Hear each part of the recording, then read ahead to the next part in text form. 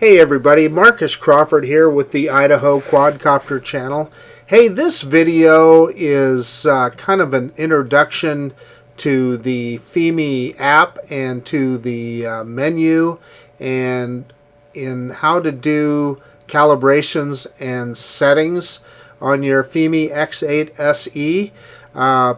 This will walk you through all the critical settings that you should look at before you make your first flight, and all the calibrations that you should do before your first flight. Now, let me add that I made this video before my first flight, and if you've seen my other video already, that flight did not end well with a prop disintegrating and a crash. So I just wanted to let you know that this particular video is a little bit out of order. If I had not crashed the Fimi X8 SE yesterday, I would have posted this video first, but I got that video up and posted just as soon as I could.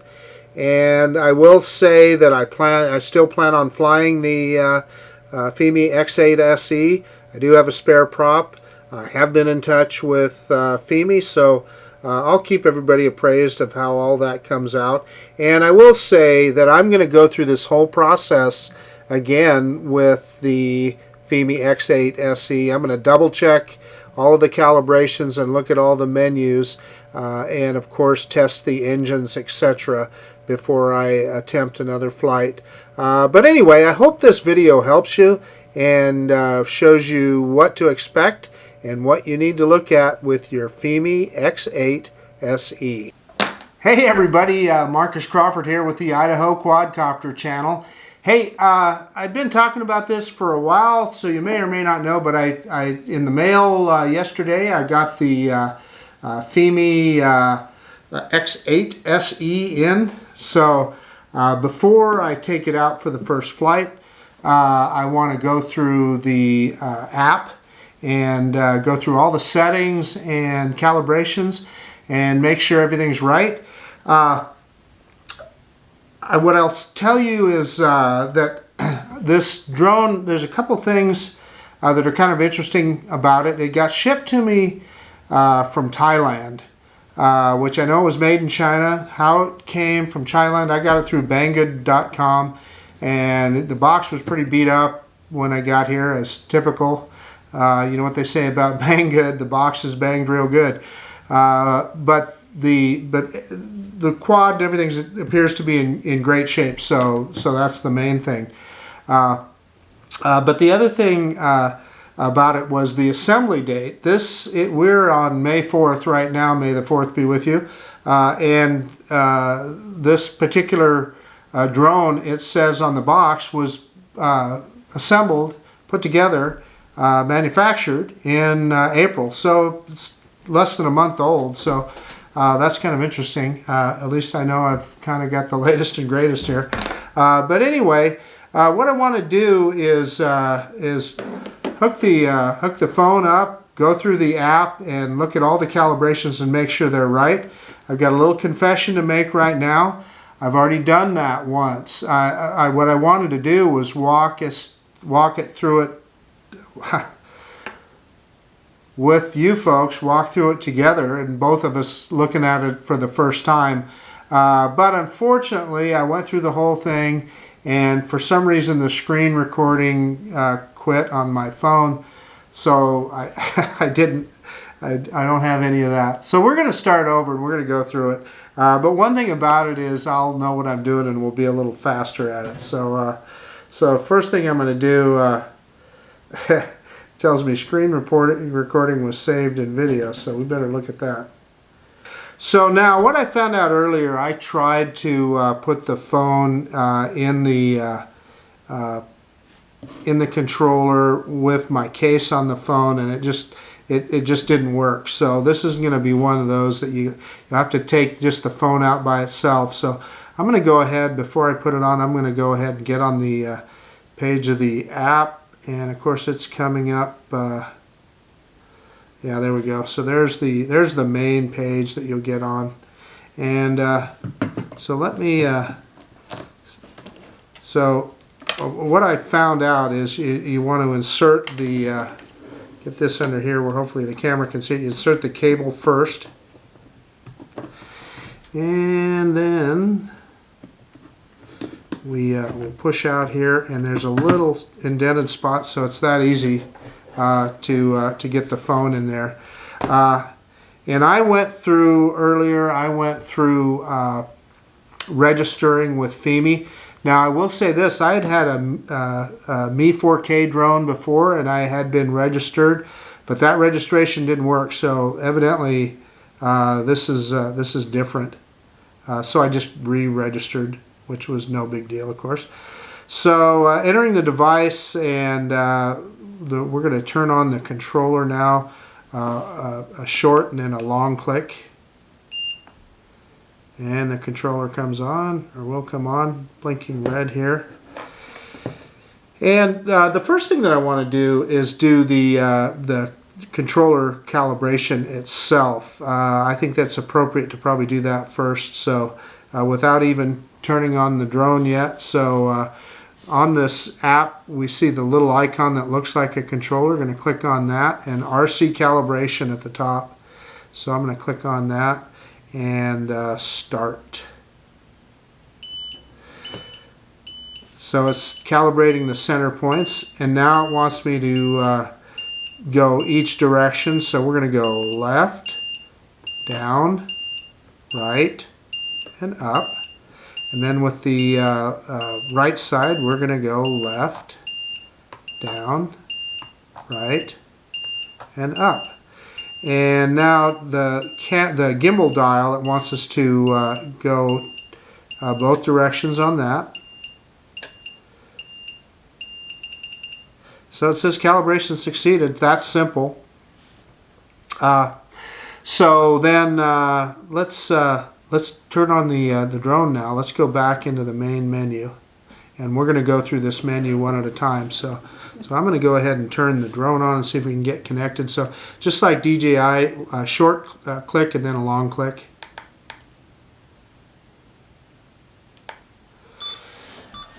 And you hear the beeps out of the drone. There it goes. And we'll see how quick it takes to connect. The gimbal kind of went through its thing there a little bit, as they always do. Yeah, gimbal not ready, it says. Unable to enter GPS mode, although it's got 14 satellites. So it's, yeah, VPU error. Please restart the drone. So I'm not sure what that means, but we're going to do what it says. It's interesting how quickly it found oh no, that went away. So I'm not going to worry about that. So evidently it figured out what was going on. But it found satellites really quickly. You look at those, well, let's go through the icons at the very top there. So at the top, far left, that is height in meters. And by the way, I got used to operating in meters on my Hubsan Zeno, and I kind of like it. So I'm going to leave this in metric. And then distance in meters, and then horizontal speed at the top there and vertical speed at the bottom, and then obviously the indicator in the middle says you're ready to go GPS. Looks like we have 15 satellite locks there to the right of the middle point, and then the next one to the right is the signal for the FPV. Good signal there. And then to the next one over is the signal for the controller, and looks like we have a good signal there. Battery voltage and percentage to the right of that. Kind of interesting that that controller is kind of moving up and down already, and we're this close to the drone. So I'm not sure what that means, but there could be some interference, etc. So then the next one is the little gear icon, and that's where you find settings. So that's what we're going to go through right now. So limit of flight speed, it says 10 meters per second. I don't know why I would want to limit flight speed. I'm going to move that up to max and click OK. Yep. And then limit of flight distance. I do not want to limit my flight distance. So so I'm going to turn that. I probably could just turn that off. Yeah, so it's saying local laws, etc. So no limit. So it would fly out just as far as you wanted to go. And we can look at that. You know, obviously, if we set the limit here, let's go look and see what you can set it at. If I can get in there. Sorry about this, guys. Well, for some reason, well, maybe 1,000 meters is the maximum. Oh, there we go. Okay, so there's a slide, and so I'm going to slide that up all the way. Well, heck, let's set it at about 4 kilometers, which I can't imagine ever flying that far. Only Dustin Dunhill does that. But anyway, so we'll leave that there. I like that. Let's just leave that there. And so then flight height is already set on 120 meters. I'm going to leave that there. That is 120 meters translates to just under 400 feet, which is our limit in the United States. So that's perfect. We're going to leave that alone. You could adjust that if you could fly higher or wanted to limit your height for some reason. Return to home height. So I had reset that. It was default on 30 meters. I moved it up to 62, which is a little over about probably 190 feet. So let's see if we can look at that. It's just a slider like the other one. So you can slide that up and down, but I've got it right where I want it. So we're going to leave that. And I do not want to be in beginner mode, although if you're a first-time flyer, that is appropriate for you to be in beginner mode.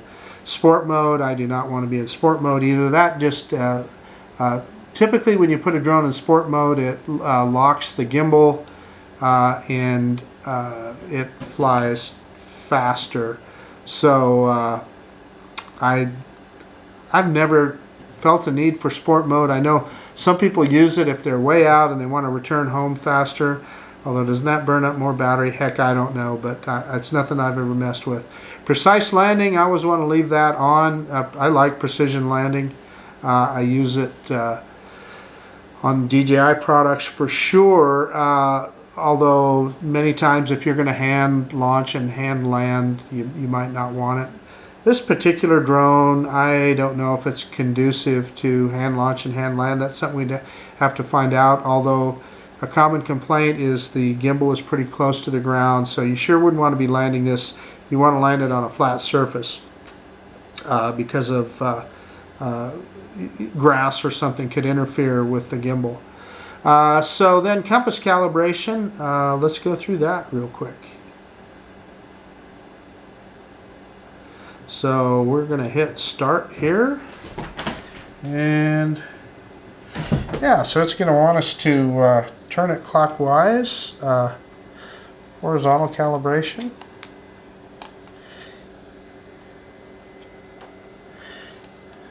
Till the red light or green light goes out.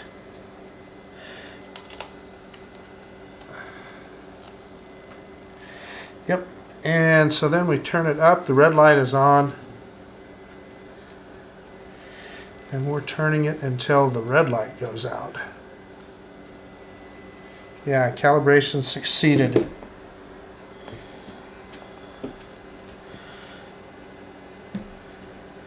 So I saw some errors there again, and I don't know if that was just because of me picking it up or whatever. I suspect that was it.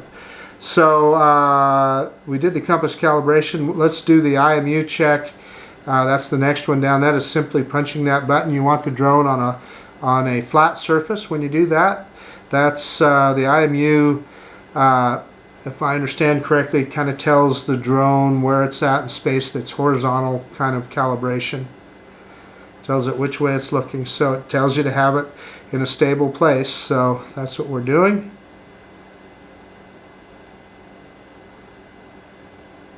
It says do not move the drone. I don't know what that error message is. We can't see it because we're in the menu here. It might just be telling us that it's going through the calibration. yeah, so the IMU is normal. Let's see what else we got here. Okay, so Failsafe. That is what you want to happen when the drone loses connection or is low on battery or reaches the point that it knows that it's far enough out that it only has enough battery to get back. So you can tell it to hover in place, you can tell it to land in place or return to home. I would always want it to return to home. So that's where I would recommend you set it there. I suppose there's certain conditions that you just may want it to hover or land. I'm not sure what those are. And then the home point is here. These icons, I'm sure one of them is to return to the takeoff point recorded the GPS coordinates, and one of them is probably to tell it to return to the controller. I can't seem to get either one of those to do anything, so I'm not sure what's going on there. And update dynamic home point in Smart Track. So when you have the drone in Smart Track, in other words, follow me mode, it will set you as it will continually set you as the home point. Which, for instance, if you had it following you on your bicycle or on a hike or something, what you wouldn't want to do is it gets low on battery and it goes back, you know, half a mile to where you started out. So then it would consider you're the home point. So that's pretty cool. I'm going to have that off for now, but that's something that you would want to remember to change if you were in that circumstance. Backward flying, I'm going to leave that on. You want to keep that in mind. So if you're in Smart Track and it's following you and you were walking towards the drone, or even anywhere, the drone could back up into a tree or some other object. So you just want to be aware of that. I'm okay with the drone backing up, but you just want to be aware of it so that you don't get in that situation. Let's see, next one is for tuning the gimbals. I am far from an expert on that, so I'm not gonna mess with that. And then sensitivity, I did mess with that. So ADI sensitivity, I'm sure that's when it's not in GPS mode. Brake sensitivity, I left that at 50%. I like braking pretty quickly. Yaw distance, I'm not even sure what that means, so hopefully somebody can tell me. Yaw sensitivity, it was at 50%. I turned it down to 25%. So that is, when you're turning the drone, I like that slowed down a little bit so you don't get those quick jerky movements, which sometimes I do anyway. And then looks like you can reset all the drone parameters if you wish to factory settings. So let's see, we already looked in here. We did the calibration of the RC, but then stick mode is in mode 2. That's what most drones are. So that's when the left stick is up and down, yawing right and left, and the right stick is forward, backwards, and then pitching left and right. You can change that if you want. Most everybody flies in mode 2, so we're just going to leave that there. And then the directional, the 5-way button, this is where you can set the parameters from that. You're going to push up and it's going to take you to the map. If you push it down, it's going to pitch the gimbal down. If you do it again, it's going to pitch the gimbal back up, which it can be handy for if you're flying in an area where, say, you're looking down but you want to see what's in front of you. You can pitch the gimbal back and forth really easy without using the scroll wheel, and it does it instantly.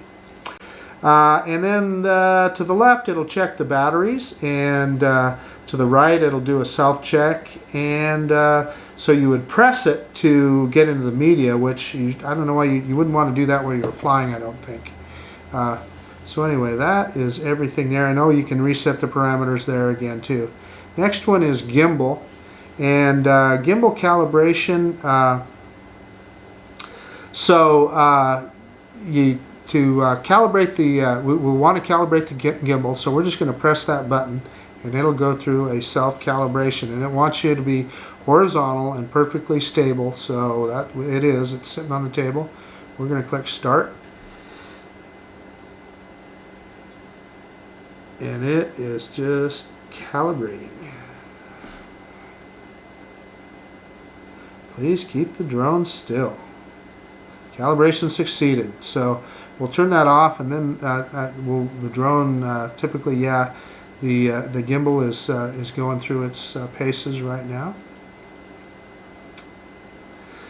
So then the next one down there is the gimbal pitch speed, which that is how fast when you turn the wheel here on the side, whether the gimbal pitching up and down. I turned it down to 25%. I think it was at 50%. I found that pretty good. That gives you that slower movement, and I like that. So I personally turned it down. Gimbal Gain, I'm not sure exactly what that is. We're going to leave that alone at 100%. Let's just click on it and see. I'm sure it'll just give me yeah, it just gives you a scroll where you can move it up and down. I'm not going to mess with that. And then you can reset parameters. So the next icon down is the battery, and this just tells us the battery volts. Looks like we got 85% battery remaining. That's all been sitting here on the ground. Total capacity, and you notice the voltage on all three of those batteries is the same, so that's good. Temperature, it's just telling you what the temperature of the battery is. It's never been over discharged. Low battery warning is at 30%. I checked that. I would actually probably rather have that at 25%. You can't change that. 30 is the minimum, so it's going to tell you you got a low battery at 30%. So you can set it higher, but I would just leave it at 30. Return to home when the battery is only enough for return to home. Of course I have that on. You're going to want the drone to come back to you because it has an algorithm in there that will tell you tells it how much battery it needs to get back, and I'm sure there's a certain amount of Failsafe plugged into that. And then land when there's only enough battery to land.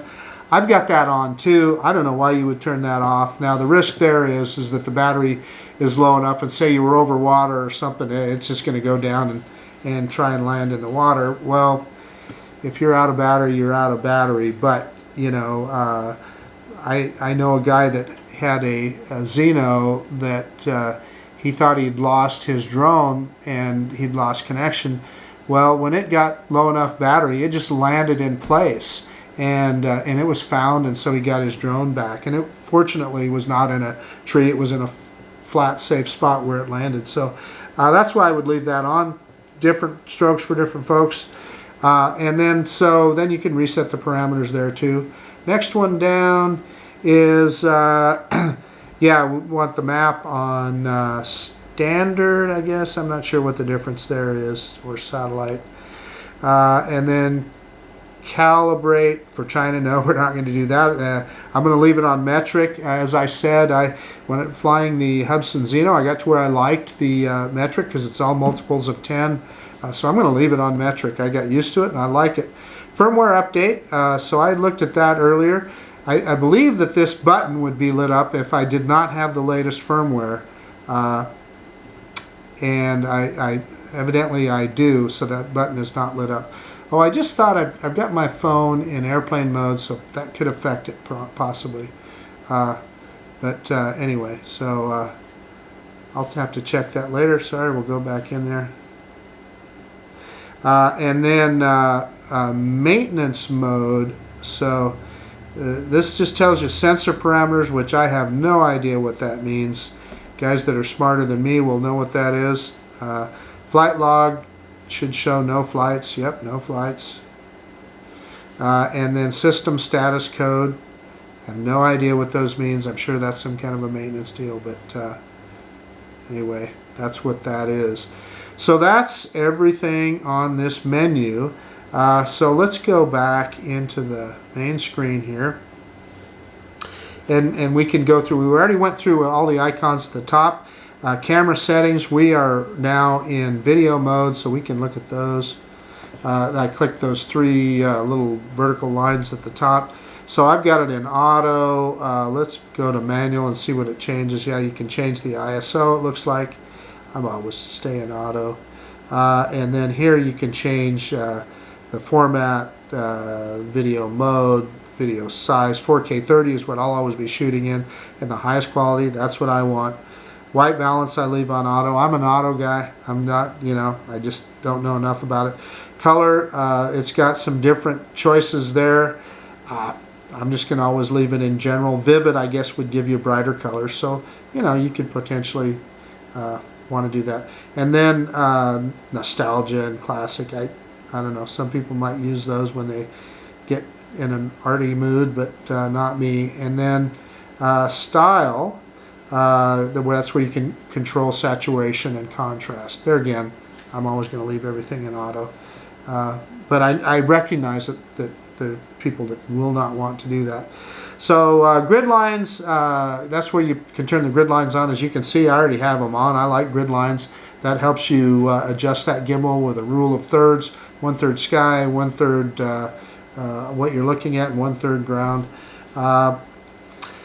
And then, yeah, then you can format the SD card. So that's about it. Let's switch it over to. Looks like I need to get out. Yeah, okay. So that we switched it over to photography mode, just picture taking mode, just to look at the difference. Let's put it in manual. So there you can change the shutter and the ISO. And looks like you got the photo mode single, the photo size, photo format, JPG. White balance auto, cutter general, styles are the same as that was in the video mode. And yeah, then the other deal is the same too, the grid lines and the SD card. So I'm going to switch that back to auto.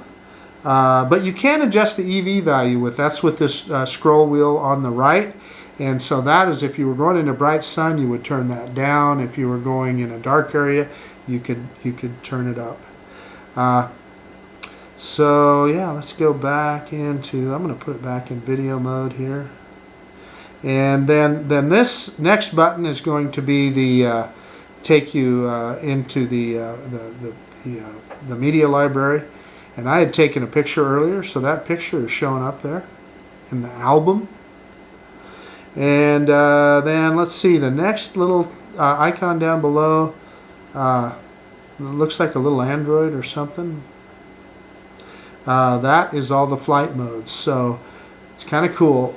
You can do waypoints. You can set waypoints before you take off. That's why that one is lit up. And the others are not lit up because don't have the aircraft in the air. But you got Smart Track, which we all know that's kind of a follow me. Orbit, Tap Fly. That's where you'll tap on the screen. It will fly that direction. Droney is an up and away shot away from you. Spiral is what you would call a helix in DJI speak. And then you can put it in cinematic mode, which I'm not sure what that is on this drone. Tripod mode on a DJI just slows down all the controls, so it may be just variations on that. Course lock, it will keep the drone in the same course that you set it on, which is handy for a dweeb like me that has a hard time keeping a drone going straight. Fixed wing mode will set it where it'll fly like an airplane. I remember the Mavic Air had that. I don't think the Mavic 2 has it. I can't remember for sure. Nothing I've ever used, but it sounds like it might be fun, so I'll probably try that. In other words, so when you're flying, it would bank like an aircraft. And then the last one is SAR, so that stands for Search and Rescue. And basically what that does is it just displays the GPS coordinates on the display. So then if we look at the bottom, you've got the map. Obviously, you tap on that, and that brings the map up. Tap back, and it gives you your view again. And then at the bottom, so that at the far left there, I'm sure that's probably the inclination of, yeah, that's the inclination of the gimbal. So that will tell you where you've got your gimbal pointed. So that's down, and then we can go back up all the way to 0. It doesn't look like it looks up, but it'll go straight ahead. And then ISO, that's camera settings, and auto. EV, that's the exposure value that we talked about earlier. And I've got the shutter set in auto, and looks like general with as far as the colors. Tells me how big my SD card is, and it tells me then at the very far right what shooting mode I'm in, which in this case is 4K, 30 frames per second. The other little mode that you can see there is the auto takeoff mode. So obviously we're not going to do that right now. But that's about it. I hope you find that interesting. So this is Marcus Crawford with the Idaho Quadcopter channel. If you like this kind of content, please consider subscribing to my channel. That would be helpful to me. But most of all, honestly, I just really appreciate you looking at this video. And yeah, we'll see you on the next one.